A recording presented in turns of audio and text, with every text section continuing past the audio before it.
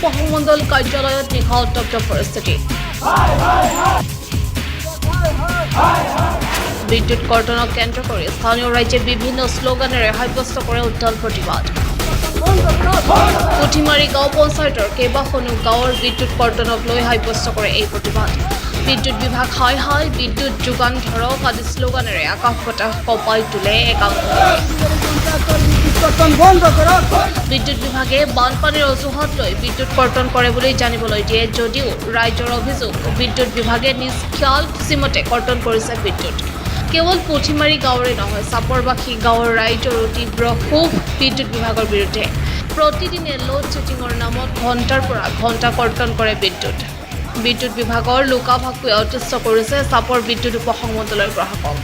নিত ন অজুহাত লৈ কৰ্তন কৰে বিদ্যুৎ 24 ঘণ্টাৰ ভিতৰত 10 ঘণ্টা বিদ্যুৎ লাভ নকৰে গ্ৰাহকে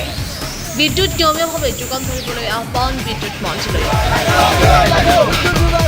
চাপৰৰ পৰা ললিত কুমাৰ ৰায়ৰ ৰিপৰ্ট সাম্প্ৰতিক বাৰ্তা